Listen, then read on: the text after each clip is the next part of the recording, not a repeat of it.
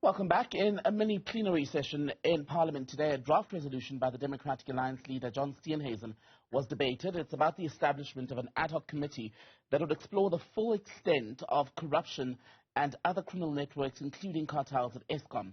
Let's speak now to the leader of the country's official opposition party, John Steenhuisen. A very good evening to you, sir. Grateful for your time. So, in an ocean of allegations of grafted entities such as Eskom, what would the ad hoc committee have to focus on specifically in order to help us move forward? Well, we can't fix Eskom before we know who and what has broken it. And that is why it's very important that Parliament does probe these allegations and looks very, very carefully at what is holding that particular institution back, given the fact that the consequences for the socio-economic fabric of the country are entirely dependent upon Eskom. We cannot grow our economy, we cannot create jobs if we don't have basics like electricity. So it's very important that we get to the root of the corruption and that it is pulled out of the organization entirely so we are able to move forward. Now, the allegation is that over R1 billion a month is being stolen from Eskom's coffers. That's money that should be going to resolving the energy crisis, to powering up the economy and creating jobs, and yet it's being lost through criminal coal syndicates and through connected cadres who very, very clearly have a vested interest in ensuring that no investigation takes place here at Parliament. The problem, though, with the allegations, especially what we've learned in the last month or so, is that Andre de Ruyter gave that interview on his way out. He said there was corruption, there were cartels involved. In fact, he suggested that people were basically being assassinated in Mpumalanga because of the work of these coal cartels. Minister Pravin Gordhan then gave an interview to Newzroom Afrika where he too said, well, he'd heard about this, but there was no evidence. Both men didn't give us names of people or organizations involved in this crime. So how would Parliament get that out so we know who exactly we're dealing with? Well, that's precisely why we need an ad hoc committee, because an ad hoc committee has got the powers of subpoena, where you can subpoena any person to produce any evidence or produce any document. So I imagine the committee would have started by calling Andre de Ruyter, calling Mr. Pravin Gordhan, calling Didi Mabuza, and calling others who were potentially involved, to having discussions and summoning the Mpumalanga Police Commissioner into why no action was being taken, despite the fact that these matters have been reported to the police in many, many occasions before, and nothing has been done, and these syndicates have operated and cartels have operated with impunity. So that's precisely why we wanted a parliamentary ad hoc committee with those powers to investigate and to be far more broad in its scope, to include things like police, include things like local municipalities, and include things like provincial politicians as well. So it really makes absolute sense for Parliament to go down this route, particularly given the damaging impact and flow out from what happened in the Zondo Commission, which showed Parliament's lack of willingness to deal with proper executive oversight.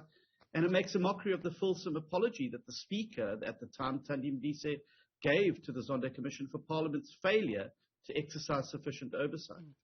But the problem with committees in Parliament, as we've seen in the past, is that they very quickly take on a very partisan line where people vote based on which political organization they come from or who is appearing before them.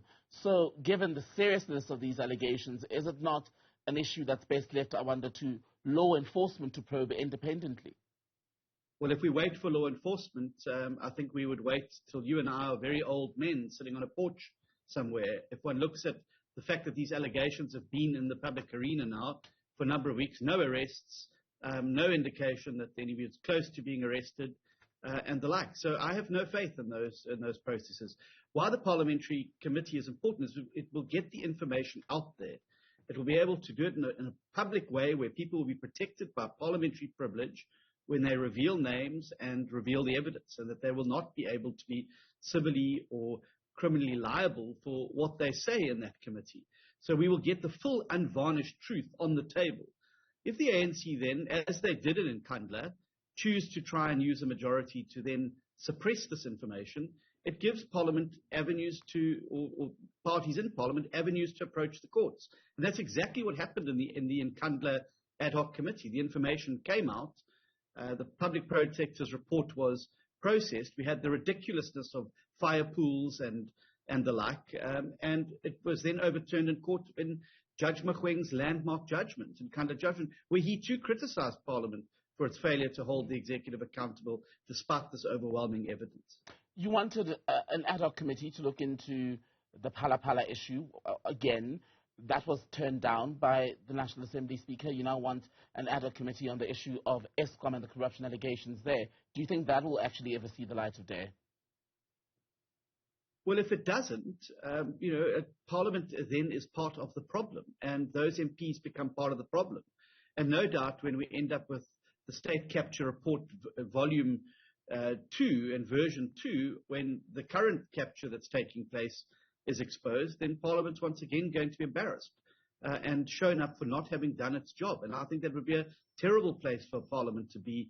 That should be the very crucible of executive accountability, to have once again been found to abrogate its responsibility entirely and not to hold the executive accountable.